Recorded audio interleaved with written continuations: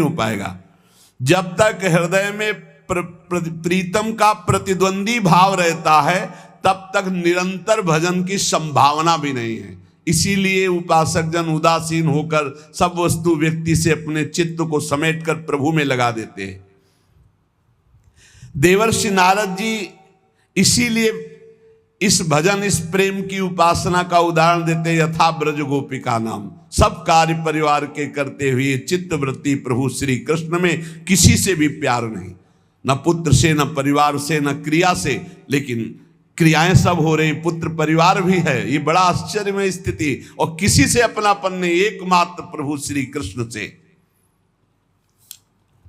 हमें चिंतन उसका नहीं करना पड़ता जो सबसे ज्यादा प्यारा होता है, उसका कभी चिंतन नहीं करना पड़ता, स्वाभाविक चिंतन होता है। जैसे शरीर का कौन बैठकर ध्यान करता है, कौन नाम जप करता है, कौन चेष्टा करता है शरीर, और कब भूलता है? कभी नहीं भूलता। पूज्य श्री भाई जी हनुमान प्रसाद पोद्दार जी महाराज के वचन, जो सबसे बढ़कर प्रिय होता है उसकी स्मृति करनी नहीं पड़ती, स्वाभाविक होती। जैसे शरीर की इतनी प्रियता बढ़ गई है कि इसको हम कभी नहीं भूलते। मैं इसको हमने समाहित कर लिया, मैं शरीर हूं, ये जपते नहीं हैं, स्मृति में हर समय बना रहता है। सब लोग बैठे हो देख लो, ज्ञान की बातें करने की बात अलग की कि मैं शरीर नहीं, में पांच भौतिक ढांचा है, लेकिन अंदर से देखो, अंदर से पूरा शरीर राग बैठा हुआ, मैं ही आरोपित हो गया शरीर में, अंतःकरण में मैं ही आरोपित हो गया।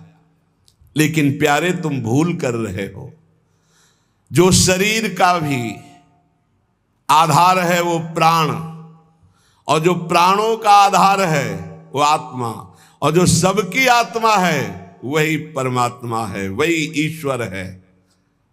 लेकिन उसकी तो स्मृति नहीं हो रही।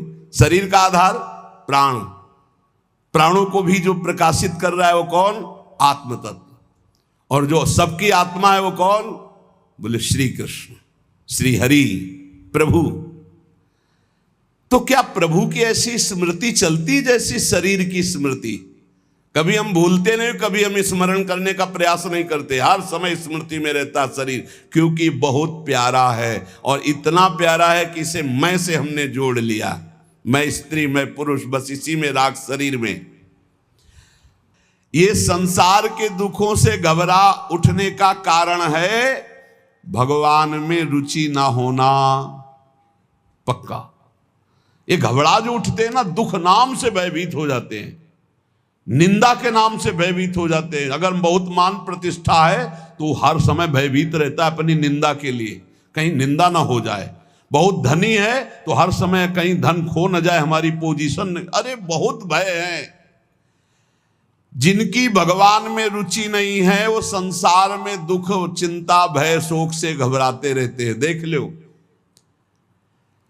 वो डरते हैं कि कहीं हमारी सोच के खिलाफ कोई विधान न रच जाए भगवान का, कहीं कोई कठोर आघात ना हो जाए। लेकिन आप यदि भगवान की शरण में हैं तो घोर दुख, कठोर आघात भी महासुख स्पर्श कराता है। ये वही भक्त जानता है जो चित्त जोड़े है प्रभु में। भगवान का प्रेमी भक्त बड़े से बड़े प्रतिकूल सूचना में भी, घटना में भी वो भयभीत नहीं होता। जब महाप्रभु चैतन्य देव श्रीवास के घर में कीर्तन करते थे तो काजी को शिकायत लगाई गई कि रात रात भर ये हल्ला मचाते रहते, पता नहीं क्या करते रहते, ऐसा ऐसा उल्टा सीधा। काजी ने कहा कि कल जितने ये कीर्तन वाले सबको बंदी बना के लाया जाएगा, दंड दिया जाएगा। अब तो जो भक्तजन बड़े भोले होते तो उनको भय लगा। सब महाप्रभु चैतन्य देव से कहा कि प्रभु अब कीर्तन में तो बड़ी बाधा आ गई, श्रीवास के घर में अगर कीर्तन होगा तो काजी अपने राज सैनिकों के साथ आएगा, सबको बंदी बनाएगा और मारपीट करेगा। ऐसा बड़ा भय की सूचना हुई, सब भक्तजन घबराहट पैदा हो गई। महाप्रभु चैतन्य देव ने कहा आज से कीर्तन घर में नहीं होगा, आज से कीर्तन नगर में होगा और काजी के दरवाजे से कीर्तन निकलेगा। केवल कहा ही नहीं, ऐसा ही हुआ। कीर्तन बड़े जोर से तुमुल ध्वनि में कीर्तन और पूरे नगर का कीर्तन और काजी के दरवाजे से कीर्तन। तो काजी भी उतर के आया, जो विरुद्ध संकल्प बनाए था वो जब देखा महाप्रभु चैतन्य देव की हरि बोल वो स्थिति और वो भक्तों की गूंज और शास्त्रों भक्त नाम कीर्तन में, और हिम्मत डोल गई उसकी, आकर के चरणों में लौट गया। महाप्रभु ने कहा हरि बोल, तो वो भी हरि बोल और नृत्य कर रहा साथ में। भक्तों को बहुत बल मिला, बहुत उत्साह मिला, उनका भय नष्ट हो गया।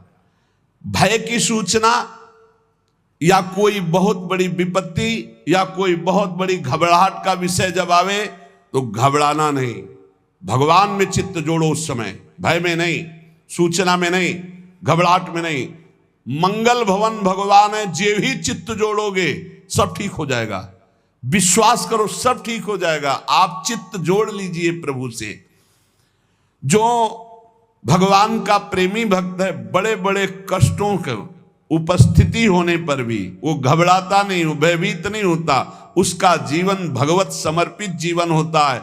बड़े से बड़ा बंधन भी, जैसे श्री राम जी का चरित्र आता है, श्री राम जी का, वो बहुत बड़े महान भक्त बचपन से थे। जब उनका ब्याह हुआ तो उनकी पत्नी ने कहा कि अब आपको अपनी गृहस्थी चलाने के लिए कुछ अर्थव्यवस्था के लिए कार्य करना चाहिए। वो एक छोटे से कर्मचारी, राज कर्मचारी से मिले, उनकी ईमानदारी बढ़ी, धीरे धीरे मंत्री के पास पहुंचे। मंत्री ने बादशाह के खजाने का खजांची बना दिया, बादशाह से विनय कर। बहुत ईमानदार, बहुत सच्चे और भजनानंदी। अब उनका जो भक्त होते हैं उनका हृदय बड़ा करुणामय होता है। अब उनसे कोई कहता कि हमारे घर में बहुत वयोवृद्ध बीमार है तो उसके लिए अर्थ चाहिए, वो खजाने से अर्थ दे, बेटी का ब्याह है, अर्थ दे देते। ये जब बात चली तो काजी को पता चला कि खजाने को आधा तो खाली कर दिया दान पुण्य में। बादशाह से कहा, बादशाह ने तुरंत बंदी बनाने का हुक्म दिया, श्री राम को बंदी बनाकर सामने खड़ा किया। और सत्यवादी भगवान के निज भक्त पूछा, तुमने खजाने से धन दिया? बोले जी। किसके आदेश से? किसी के आदेश से नहीं। अब जिनको जरूरत थी मैंने दे। तो अपराध है ना, क्योंकि खजाने का धन जब तक राजा आदेश न करे तब तक आप मनमानी किए तो अपराध है। बोले जी। तो फिर दंड स्वीकार करो, तुम्हें मृत्यु दंड, फांसी की सजा देते। सोचो, फांसी की सजा सुनते ही मुस्कुरा दिए। अब उस समय एक नियम था कि अब पता नहीं है कि नहीं, कि अंतिम इच्छा की पूर्ति की जाती थी। जिसको मृत्यु दंड दिया जाता था उससे पूछा जाता था तुम्हारी अंतिम आखिरी इच्छा क्या है। तो उनसे पूछा गया तुम्हारी आखिरी इच्छा क्या है? बोले एक बार हमारे इष्ट देव विट्ठल भगवान है, उनके सामने से, बस सामने से निकाल दो, मैं एक बार दृष्टि से देख लूं बस, फिर मुझे फांसी में चढ़ा देना। कोई परेशानी, जोई जोई प्यारो करे सोई मोहि भावे। सामने से विट्ठल भगवान से आंख मिलाई और कहा राजी हो आप? बोले ले चलो। इधर विट्ठल भगवान नव किशोर अवस्था, अरविंदाक्ष, मंद मुस्कान और एक झोली, बादशाह के सामने, हुजूर कौन हो तुम? मैं अपने स्वामी का एक छोटा सा दास हूं। कौन है तुम्हारे स्वामी? श्री राम, जिनको तुमने खजाने की, जो उन्होंने दुखियों को बांटा, उस बांटने की वृत्ति में फांसी की सजा दी है, लो। और ऐसे झोली से डाला ढेर सारे रत्न। बोले देख, एक रत्न की कीमत तेरे पूरे खजाने में नहीं, और ऐसे रत्न हमारे स्वामी के पास, मैं उनका सेवक हूं। तुम्हारा नाम क्या है? बोले बिट्ठू। बोले अब बातचीत बंद, तुरंत घोड़े दौड़ाइए, हमारे मालिक की फांसी की सजा रोकिए। तुरंत ऐसा ही किया गया। वो तो बावरा हो गया बादशाह, क्योंकि भगवान का वो छलिया रूप। अब उसने जे भी आदेश किया, जाओ तुरंत श्री राम को आप। इतने में ठाकुर जी गायब। श्री राम आए तो हाथ जोड़कर बादशाह बात कर रहा है, तुम इतने बड़े धनी हो, मुझे बताया क्यों नहीं? उनकी समझे में नहीं आ रहा। उनका मैं तो आपका नौकर हूं, धनी कैसे हो सकता हूं? अरे बोले तुम्हारा नौकर ये हीरे ला के रख गया जिस एक हीरे की कीमत हमारा खजाना नहीं। और उसने अपना नाम बताया।